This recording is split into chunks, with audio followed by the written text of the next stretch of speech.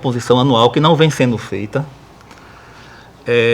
E foi feito as promotorias do consumidor, da Fazenda Pública, o MPC firmou um TAC com a prefeitura para que ela contratasse uma empresa de São Paulo. Foi feito um estudo.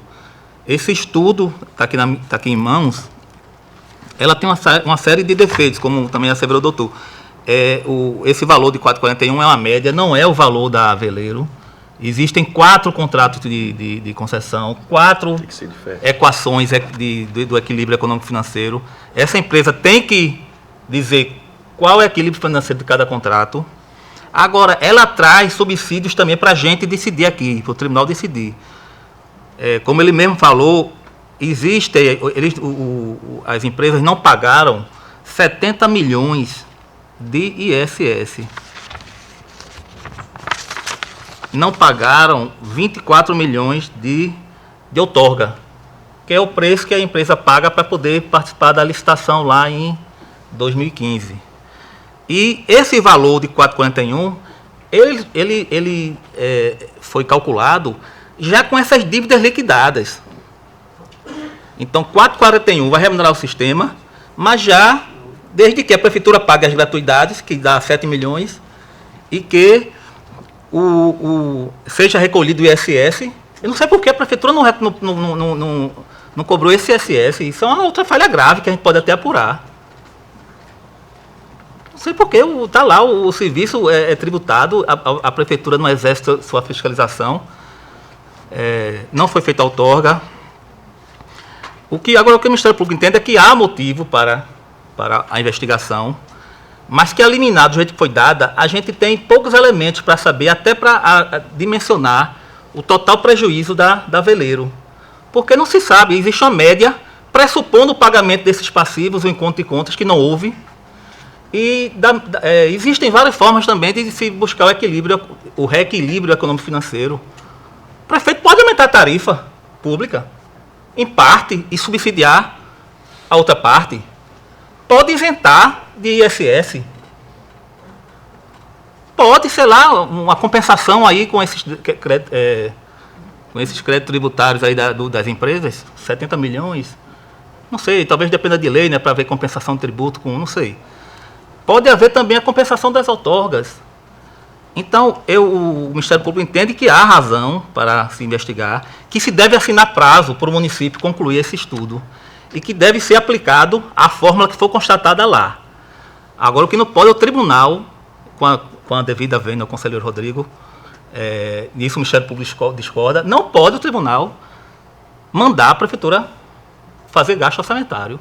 Isso não está no ordenamento jurídico.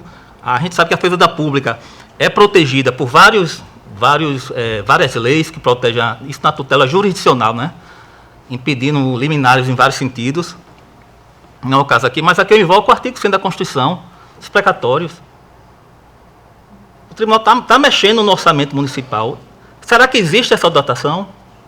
Não seria melhor o tribunal assinar um prazo razoável e obrigar o município a aplicar do jeito que o prefeito quiser?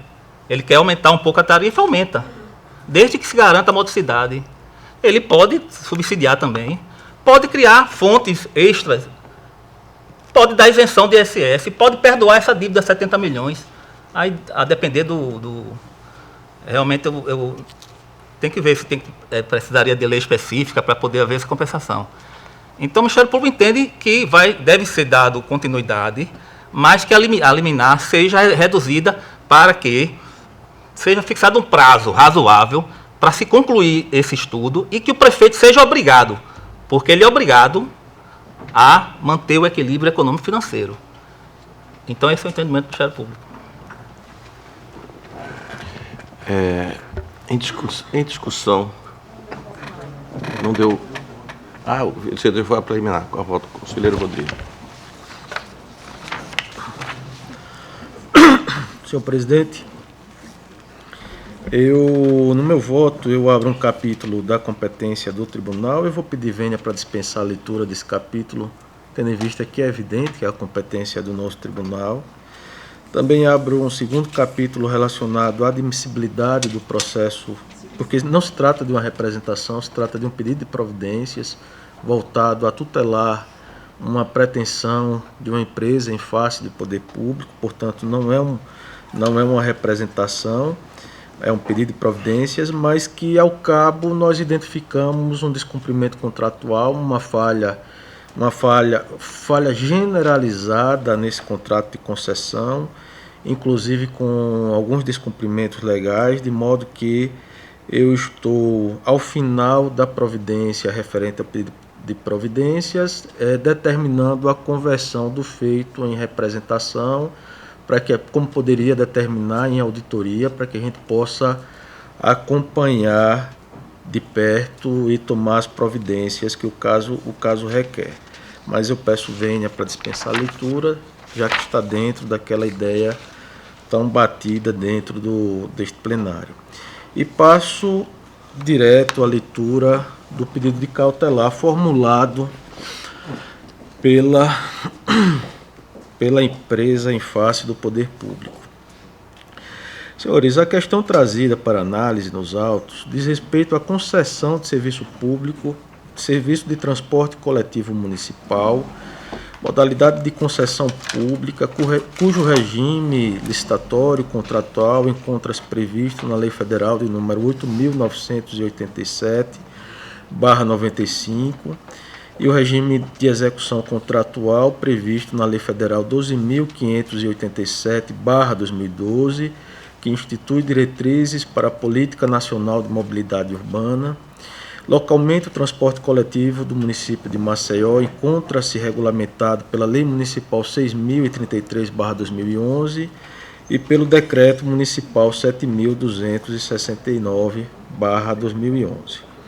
A pretensão aduzida pela requerente apresenta-se no contexto no qual se verifica que somente a tarifa pública do Sistema Municipal de Transporte Público tem sido insuficiente para remunerar sua execução desde o início da vigência do contrato, o que implica na existência de prejuízos suportados pela requerente. Pois bem, o Estado, entenda-se o município, valendo-se do regime de concessão, busca conferir maior qualidade à sua prestação, ao mesmo tempo dividindo riscos e desonerando-se de algumas obrigações, de forma a ter maior disponibilidade para voltar-se a outras atividades essenciais. Trata-se, portanto, de uma relação contratual marcada pela latente colisão de interesses jurídicos contrapostos, pois, de um lado, temos o interesse legítimo dos delegatários quanto à exploração da atividade mediante remuneração que seja suficiente para cobrir a totalidade dos custos de operação e assegurar o mínimo de lucratividade. E aí eu cito a TIR, mencionada pelo Dr. André, que foi fixada em aproximadamente 6,26%, salvo engano meu. Enquanto que do outro temos o interesse da coletividade, o interesse público primário, em ser atendida pela oferta de um serviço público de qualidade e ao menor custo para a mesma. Levando isto em consideração,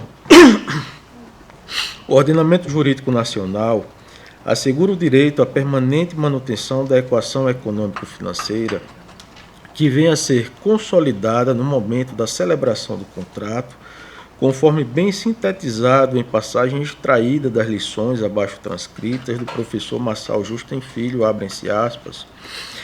A relação entre encargos e vantagens assumidas pelas partes do contrato administrativo, estabelecida por ocasião da contratação, que deverá ser preservada ao longo da execução do contrato. Fecham-se aspas, Marçal Justem Filho, curso de Direito Administrativo, página 517. É o que se extrai da leitura do artigo 9º da Lei Federal de Concessões e do artigo 58, parágrafo 1º da Lei Federal de Licitações, abaixo transcritas. Artigo 9º. A tarifa do serviço público concedido será fixada pelo preço da proposta vencedora da licitação e preservada pelas regras de revisão previstas nesta lei, no edital e no contrato.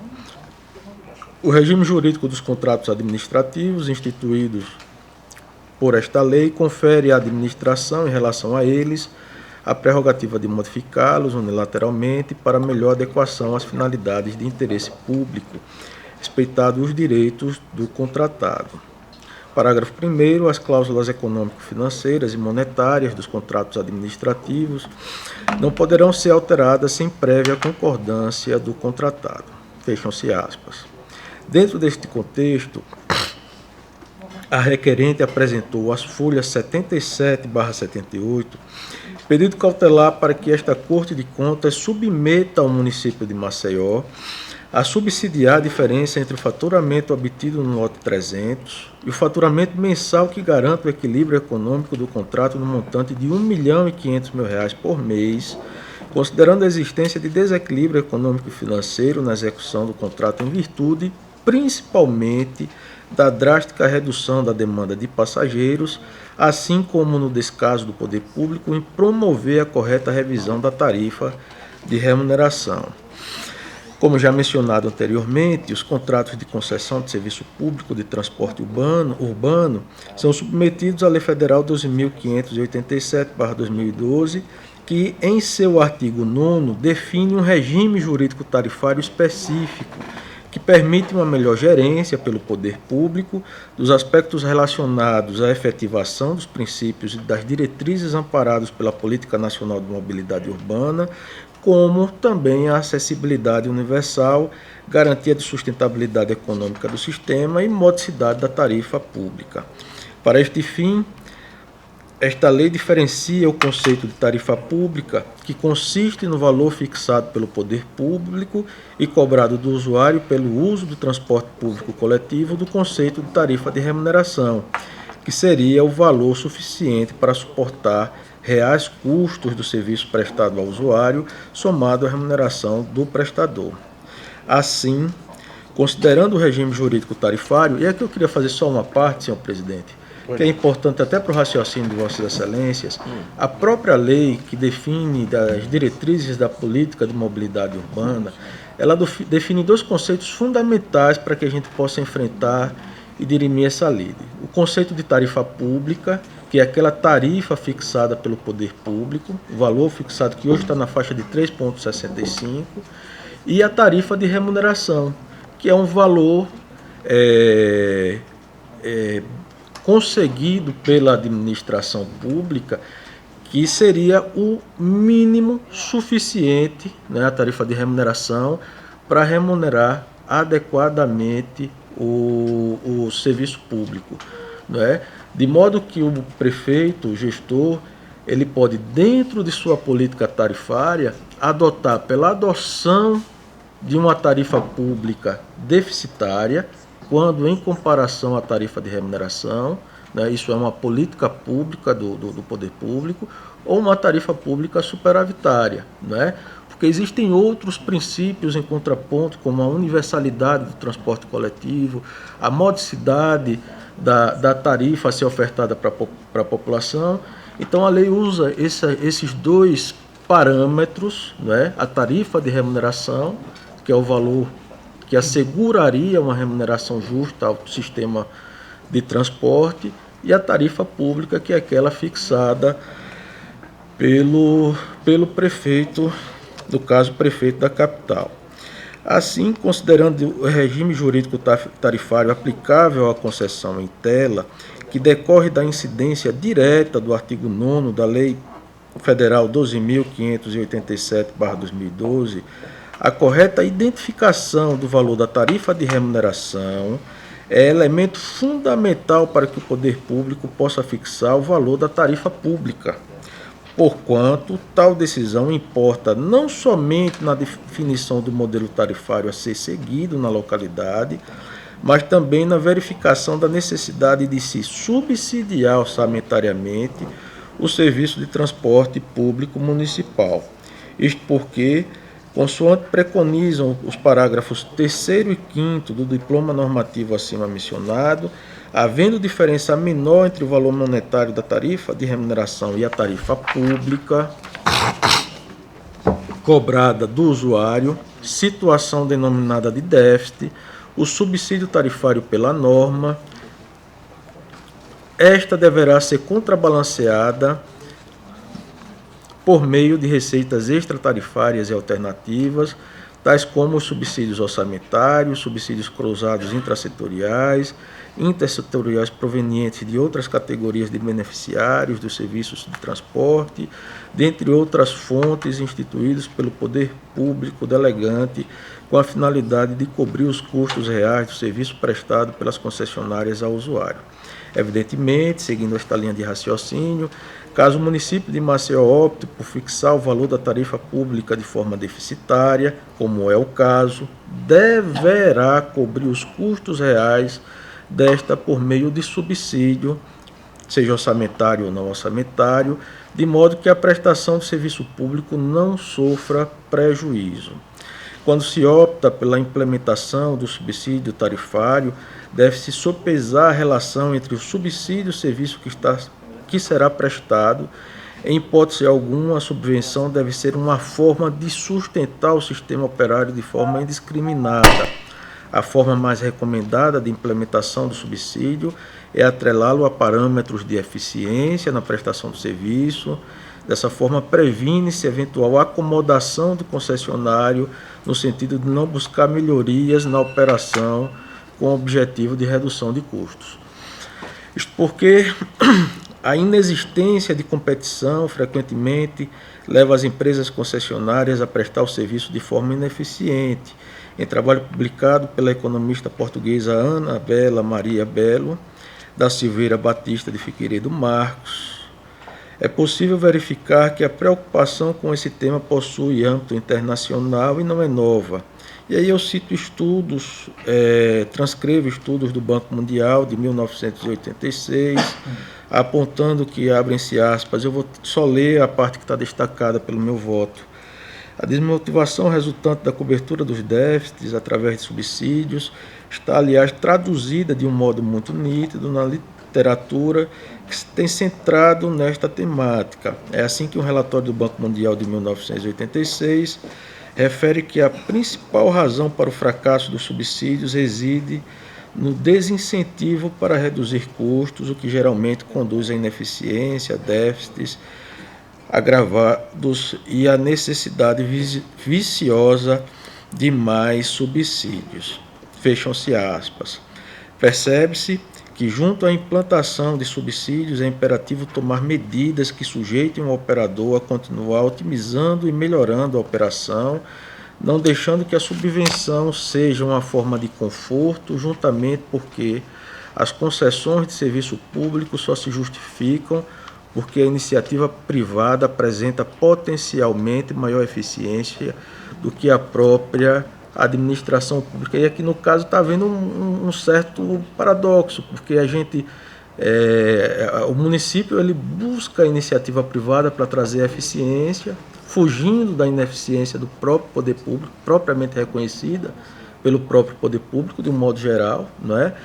E passa para a ineficiência operada pela a iniciativa privada, e até que ponto essa iniciativa é responsabilidade das empresas ou é responsabilidade de um contrato sinalagmático mal elaborado, né? A gente precisa melhor identificar ao longo deste processo de representação. A gente não tem elementos no presente momento. A eficiência na prestação de serviço público, corolário da legalidade, está indissociavelmente ligada ao princípio da economicidade, que se traduz na busca da maximização de recursos para a obtenção dos resultados esperados. Nesse contexto, a satisfação do princípio da eficiência não poderá ser presumida, mas deverá decorrer dos elementos apresentados nos estudos técnicos que balizam a concessão. Neste contexto, a notícia nos autos de que o referido contrato de concessão vem sendo reiteradamente descumprido por todas as partes, inclusive pelo poder público municipal, o que nos fornece um forte indício de que este poder público vem sendo incapaz de adequadamente gerenciá-lo e que pode levar a um irreversível comprometimento da sustentabilidade de todo o sistema de transporte coletivo da capital. A título meramente exemplificativo, Registramos que o poder público vem sendo omisso no cumprimento de obrigações de natureza legal e contratual, de custear a gratuidade da tarifa concedida aos portadores de determinadas patologias e a proveniente do programa Domingo é Meia, que, considerando o período compreendido entre janeiro de 2016 e junho de 2019, que é a data em que o estudo realizado pela empresa terceirizada pela Prefeitura abarca, totalizava o valor de R$ 7.628.396 atualizados até junho de 2019, bem como de que não vem coibindo de forma efetiva o transporte clandestino, ilegal, irregular na capital. As concessionárias, por sua vez, não vêm dando cumprimento ao plano de renovação de frota, de modo a não atender aos requisitos estabelecidos para a idade individual e média máximas dos veículos, assim como não vem recolhendo regularmente os impostos, inclusive municipais, nem o valor da outorga, nem o custo de gerenciamento operacional, a que alude o artigo 115 do Decreto Municipal 7.269, de 11 de janeiro de 2011. Segundo o estudo de equilíbrio econômico e financeiro elaborado pela empresa mencionada, as dívidas das concessionárias, não apenas todas elas juntas, atingiram a quantia de 73 milhões oficialmente, 73.465.000 em agosto de 2019. Isso demonstra que há alguma coisa de errado, né? Alguma coisa que precisa ser saneada para se assegurar essa autossustentabilidade do sistema. Registre-se também que o item 7º do artigo 1.1 do contrato, que estabelece a obrigação das concessionárias constituírem entre si consórcio operacional com vistas a pôr em execução o serviço de bilhetagem eletrônica, vem sendo descumprido por parte da empresa que opera o lote 300, ora requerente, haja vista que representa a única empresa que não participou da conformação inicial do mencionado consórcio. Nesta atuada, entendo que o Tribunal de Contas de Alagoas não pode simplesmente ficar inerte diante de tamanhos problemas detectados nos autos e veiculados inclusive pela imprensa local, máxime no que concerne a fixação de tarifa pública, uma vez que restou evidenciado que o poder público não tem exercido adequadamente seu poder de fiscalização, o que vem repercutindo diretamente na autossustentabilidade e na qualidade do transporte público maceioense. Isto posto, considerando que o poder geral de cautela das Cortes de Contas é resultado lógico da teoria dos poderes implícitos, amplamente reconhecido pelo Supremo Tribunal Federal ao garantir aos tribunais de contas a possibilidade de adoção de medidas acautelatórias, inclusive sem prévia citação das partes envolvidas,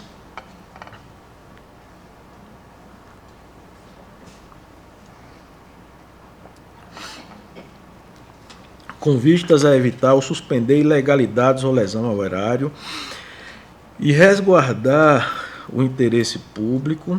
Aí, nesse sentido, se transcrevemos deliberações proferidas no mandato de segurança 24.510 do Distrito Federal, mandato de segurança, fazemos referência, melhor dizendo, mandato de segurança 26.547 também do Distrito Federal, suspensão de segurança número 37/89 do Maranhão, suspensão de segurança 5.149 do Tribunal do Estado do Ceará, todas proferidas pelo Supremo Tribunal Federal. Entendo como possível concessão de medida cautelar, no sentido de determinar ao município de Maceió que aporte o subsídio orçamentário a que alude o parágrafo 5º do artigo 9º da Lei Federal 12.587/2012. Para tanto, cumpre-se inicialmente verificar, no pedido apresentado pelo requerente, se estão presentes os requisitos autorizadores de quaisquer medidas cautelares, isto é, a plausibilidade do direito, o risco da demora do provimento e a reversibilidade da medida pretendida. E eu acrescento aí o que foi mencionado pelo Ministério Público, eu vou fazer as inclusões, a questão da vedação de concessão de cautelar, inclusive em razão da proteção à tutela pelo Tribunal de Contas do valor jurídico, previsibilidade orçamentária. Quanto à plausibilidade do direito, este restou demonstrado como mencionado nos parágrafos acima, discorridos por mim ao longo desse voto, conforme relatado nos parágrafos acima. Reforçando este entendimento, eu transcrevo o trecho do parecer, que é muito importante, do Dr. Pedro Barbosa, parecer de número 3347/2009, e destaco, abrem-se aspas, a vasta documentação e os relatos trazidos indicam 22 requerimentos direcionados à SMTT e 15 requerimentos direcionados à ACER, direcionados pela empresa, sem nenhuma resposta desses órgãos e sem que o poder público tenha esboçado qualquer contrariedade a essa narrativa quando de sua vinda aos autos. Ademais, continua o Dr. Pedro, as reuniões realizadas pelo poder concedente e pelas concessionárias, na presença do Ministério Público Estadual e do Ministério Público de Contas, com o objetivo de tratar das dificuldades do sistema de transporte coletivo de Maceió, somente confirmam a irregularidade, palavras do Dr. Pedro, por ora vislumbrada, quando dão conta que somente agora vem o poder público, através de uma consultoria contratada para esse fim, trazer um panorama econômico-financeiro do sistema, conforme aludido no item 20 deste parecer, indicando assim o descumprimento do dever de acompanhamento permanente desses dados, o que inevitavelmente põe sob forte dúvida o acerto das decisões administrativas proferidas pelo município, pela SMTT, acerca da definição das tarifas durante todos esses anos. Nesses termos, há indícios suficientes de que o município de Maceió, palavras do Ministério Público, e a entidade autárquica responsável estejam descumprindo com seus deveres no que concerne à gestão do serviço de transporte público, quadro que dá plausibilidade às reclamações da empresa concessionária, ainda mais quando tais ações têm o potencial de provocar risco de paralisação da própria prestação do serviço público delegado, ante a demonstrada crise financeira enfrentada pela denunciante, que se encontra em situação de incapacidade para honrar com seus compromissos operacionais, em especial os trabalhistas, resultado da execução de contrato a princípio e desde o início, sem o necessário equilíbrio financeiro garantido pela lei de regência. Fecham-se aspas, essas foram as palavras do Ministério Público nos autos. Continuando, verifica-se, aí digo eu, a configuração do perículo in mora em relação ao interesse público primário, que é o transporte da coletividade, considerando que estamos tratando de serviço público essencial para a população, com risco de colapso ante as atividades, as evidentes dificuldades financeiras enfrentadas pela requerente. Conforme inclusive noticiado pela imprensa local, houve nova paralisação, isso no dia 16/1/2020, das linhas do lote 300 em razão da impossibilidade da requerente em adimplir com os seus compromissos trabalhistas. O último requisito para a concessão da cautelar, e aí eu vou estar no voto, mas eu vou dizer que é o penúltimo requisito da concessão da cautelar, é que seus efeitos sejam irreversíveis. E essa irreversibilidade não é do provimento em si, que pode ser alterado a qualquer momento,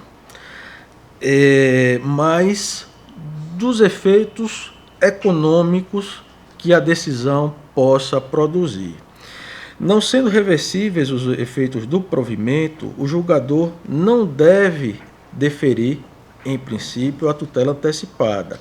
Mas é preciso considerar que, às vezes, haverá o que o professor Atos de Guzmão Carneiro chama de irreversibilidade recíproca.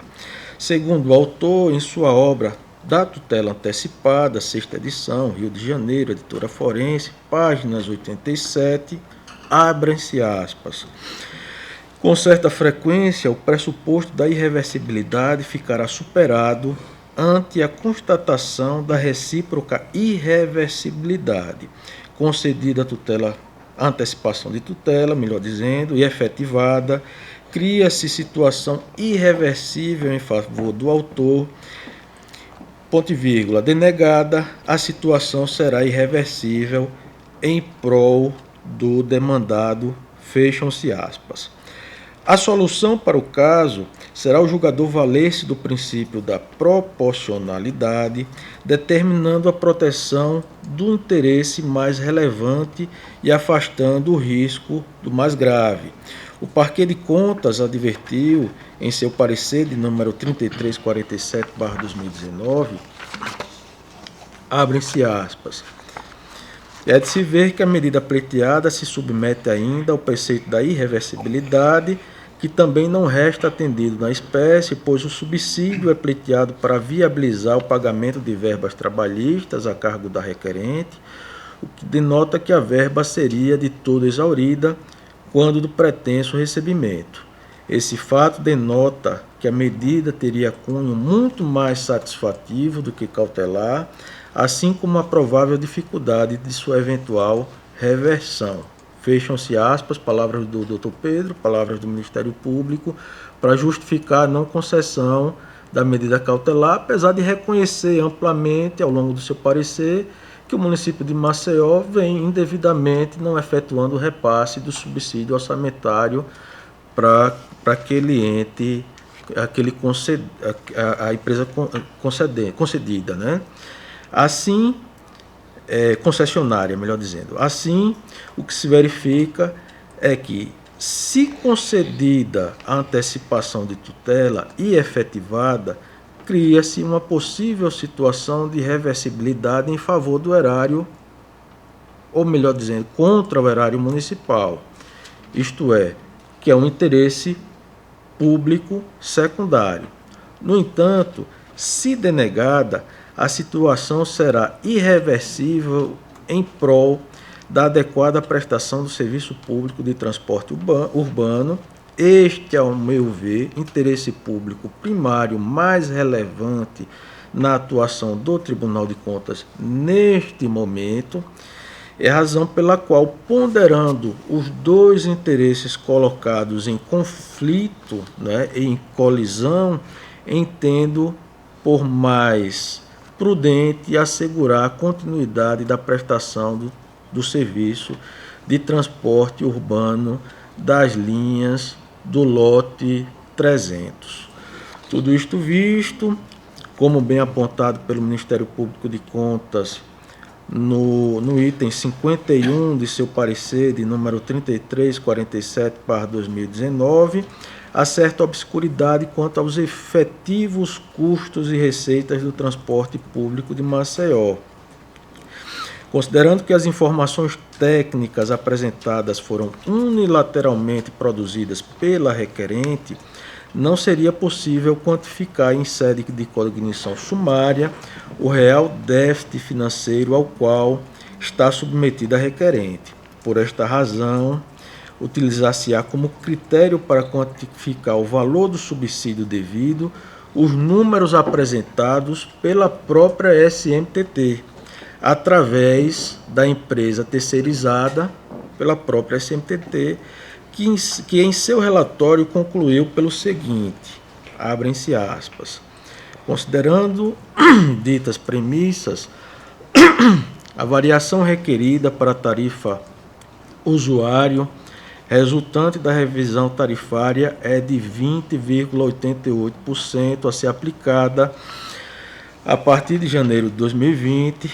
passando a uma tarifa vigente por passageiro de R$ 3,65 por passageiros para R$ 4,41 por passageiros.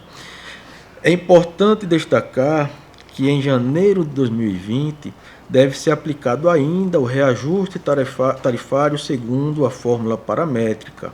Este reajuste é independente do processo de revisão tarifária, tal como é estabelecido no contrato de concessão, devendo ser adicionado ao valor resultante desta revisão. O resultado da revisão tarifária compensará as diferenças históricas acontecidas desde o início da concessão, permitindo às empresas obter um retorno médio anual no período de 15 anos igual a TIR, que é a tarifa interna de retorno, contidas nas propostas iniciais. Este é o parâmetro para se assegurar o equilíbrio econômico e financeiro do contrato, a manutenção do valor pactuado desde a origem da TIR. Né? Assim, entendo pela concessão liminar no sentido de determinar que o município de Maceió subsidie nos moldes dos parágrafos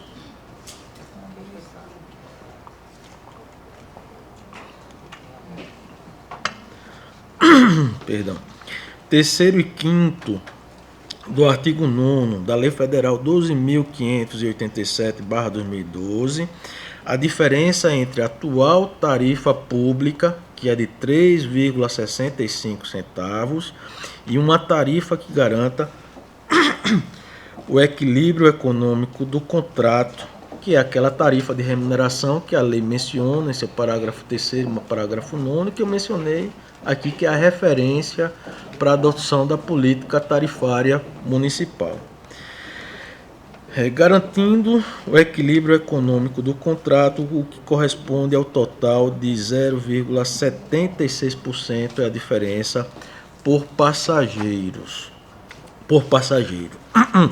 Considerando que o quantitativo de passageiros para o período de fevereiro de 2019 foi de 548.460 passageiros, considerando ainda a variação da demanda prevista no estudo do equilíbrio econômico financeiro ser de 0,47%, o valor a ser subsidiado para o mesmo período neste ano deverá de ser de pelo menos R$ 418.788,69. Eu trago um quadro que infelizmente eu não vou poder mostrar para os senhores, né, que mostra essa projeção de variação de demanda, a tarifa do estudo do equilíbrio econômico e o cálculo que nós fizemos para chegar ao valor de R$ 418.788 de subsídio orçamentário mensal por passageiro. Concomitantemente, a requerida deverá realizar avaliação de desempenho, a requerente, melhor dizendo, corrigindo, deverá realizar a avaliação de desempenho da requerida após pagamento do subsídio nos termos da cláusula 6 do contrato de concessão e em conformidade com o disposto no parágrafo único do artigo 10 da Lei Federal 12.587/2012, de forma a amparar futura análise por esta Corte de Contas da utilidade e necessidade de manutenção da presente medida cautelar. Senhor presidente, em seguida, houve um segundo pedido formulado pela empresa referente a ressarcimento danos que eu estou indeferindo, né, por não caber ao Tribunal de Contas. Resumidamente, eu posso fazer a leitura, mas nós entendemos que não cabe ao Tribunal.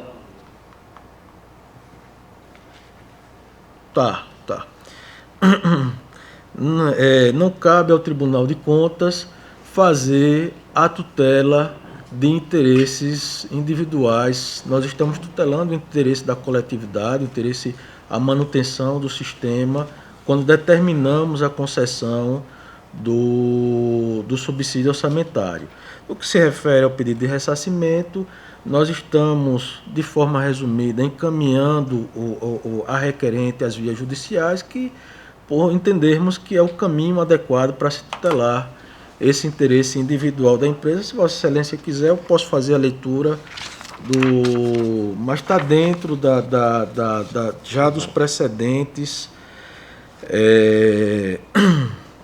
já consolidados, pelo menos que eu lembro aqui, na 2ª Câmara do Tribunal de Contas do Estado de Alagoas, né? Mas, enfim, vou dispensar a leitura por estas razões.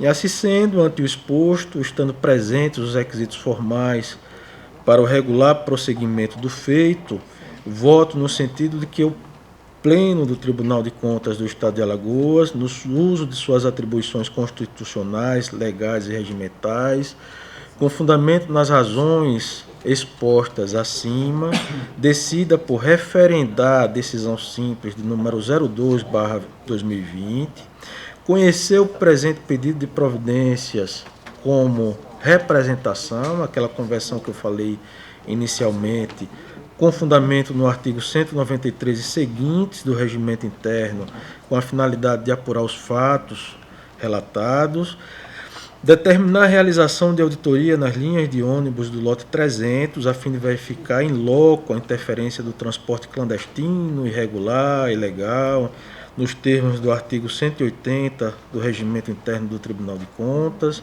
indeferir o pedido de ressarcimento e devolução de valores formulado pela requerente às folhas 10 e publicar a presente deliberação. Senhor presidente, apenas para acrescentar ao meu voto, eu acho por bem também enfrentar a questão trazida pelo Ministério Público de Contas, tanto no seu parecer escrito, quanto em suas razões orais, de que não caberia ao Tribunal de Contas determinar ao município de Maceió que faça o aporte de subsídio orçamentário. E eu enfrento essa questão de uma forma muito simples, por dois motivos, né? Com dois fundamentos.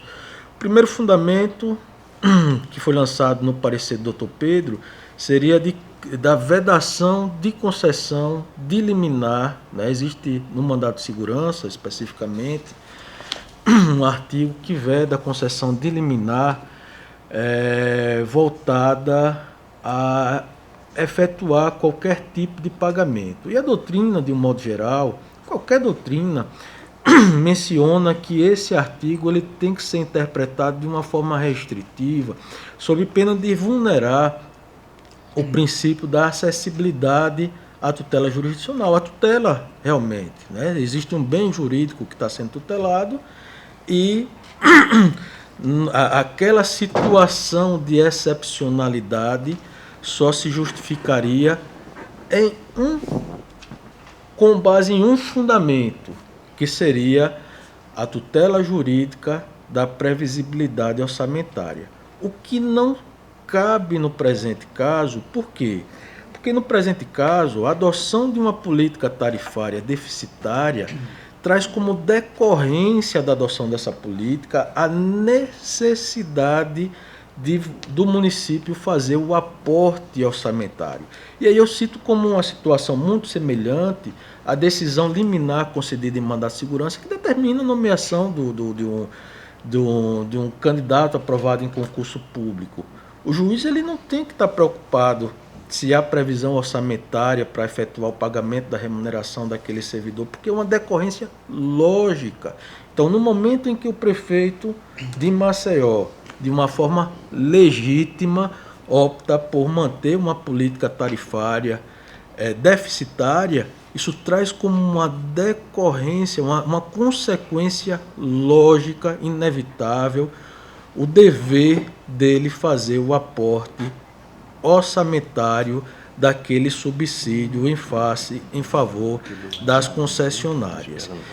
Então, eu vou fazer apenas esse ajuste no meu voto para trazer o enfrentamento expresso dessa questão, né, com base na doutrina, né, e com base no que eu estou lançando oralmente nesse meu voto, aditando o meu voto, né, para enfrentar a questão lançada pelo Ministério Público de Contas e reafirmar a força do tribunal, a necessidade. Ora, o tribunal pode reconhecer que a Prefeitura de Maceió está descumprindo o artigo que determina a Prefeitura efetuar o subsídio. É uma decorrência implícita que ele tenha os instrumentos adequados para forçar o poder público a cumprir a legalidade em tutelando o interesse da coletividade. Esse é o raciocínio que eu trago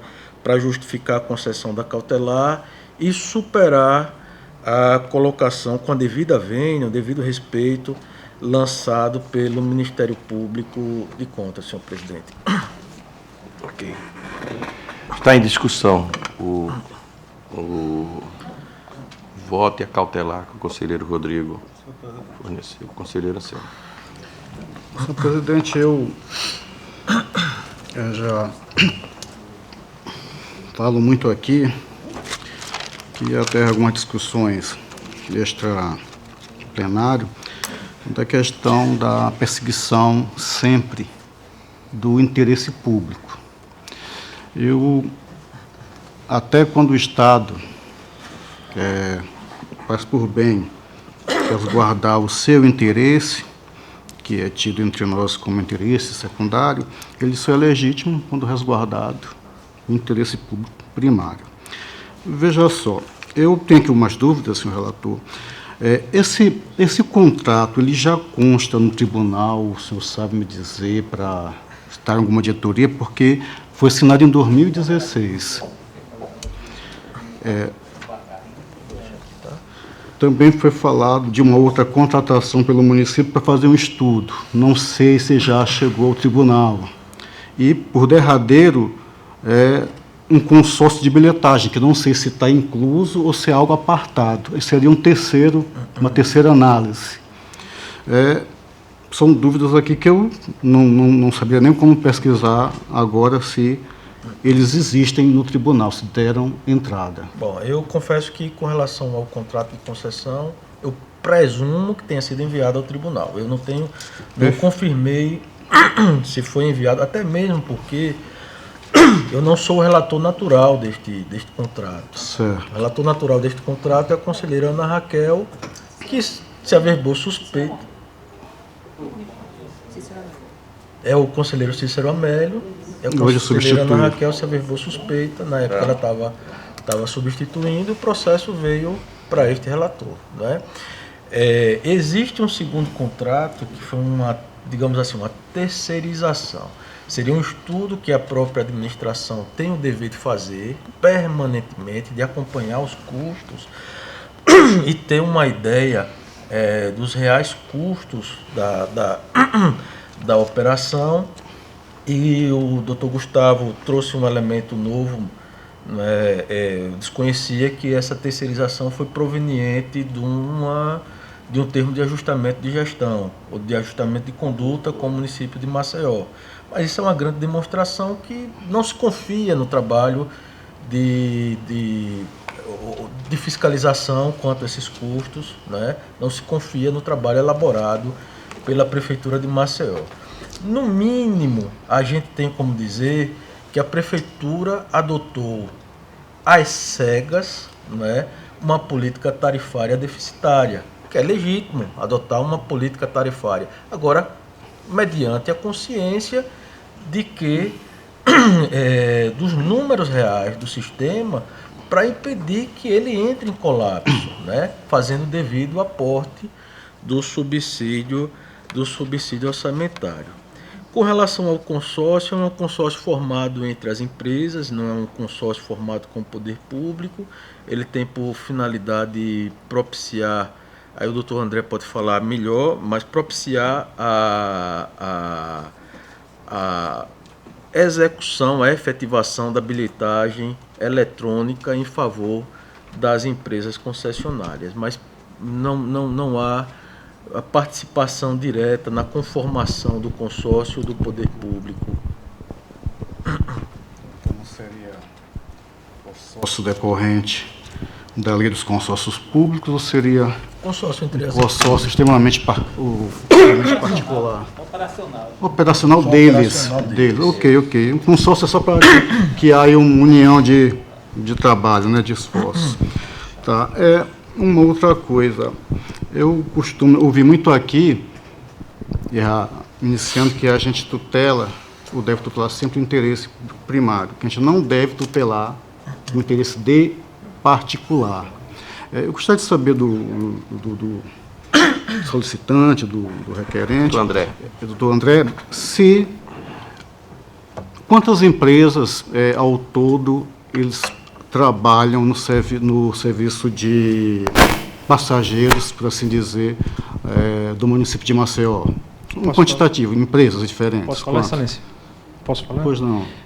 Respondendo a primeira pergunta que o senhor havia falado, sobre a questão do consórcio, não é um consórcio que participou da licitação. Esse consórcio tem a finalidade, tão somente, de unificar a cobrança para o usuário, porque, afinal e ao cabo, o usuário que vai utilizar o serviço, ele compra créditos que são antecipados e esse crédito tem que ter um sistema unificado. Ele não poderia...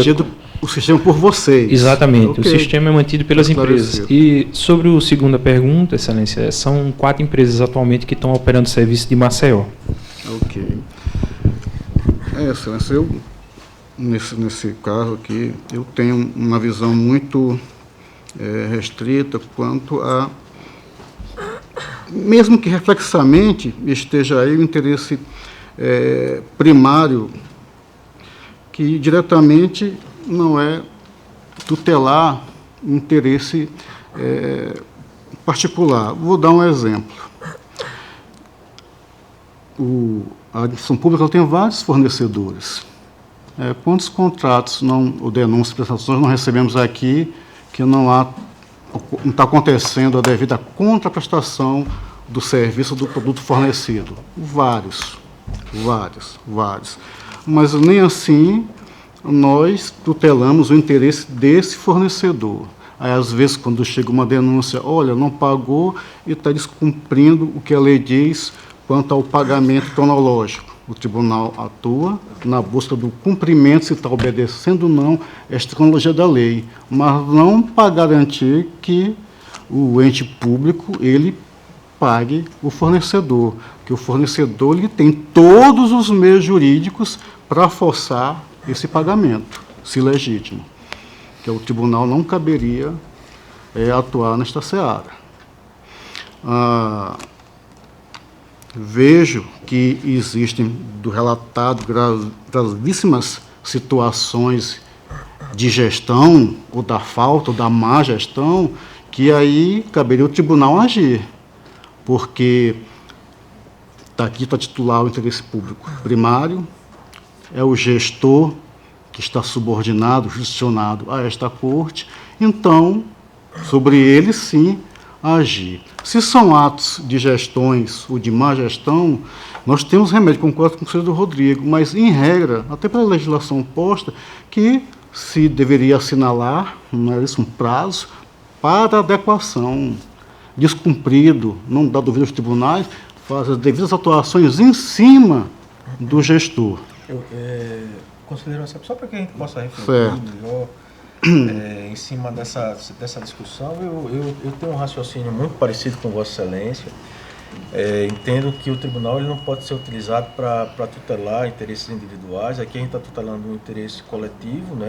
O voto ele traz essa proposta para o tribunal de tutelar o interesse da coletividade, mas que reflexamente acaba por tutelar um interesse individual da concessionária, né?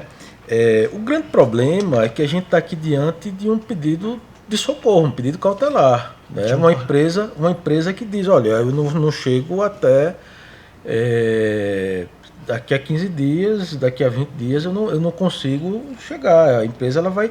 E nós temos evidências disso, que a própria Prefeitura de Maceió, ela tem, isso noticiado pela imprensa, né? Ela tem cedido linhas desta empresa concessionária de forma precária e contrariando, inclusive, o próprio contrato para outras empresas, né? Porque eu vou evitar nominá-las, mas para outras empresas do sistema. Então nós estamos diante de um cenário que, se fosse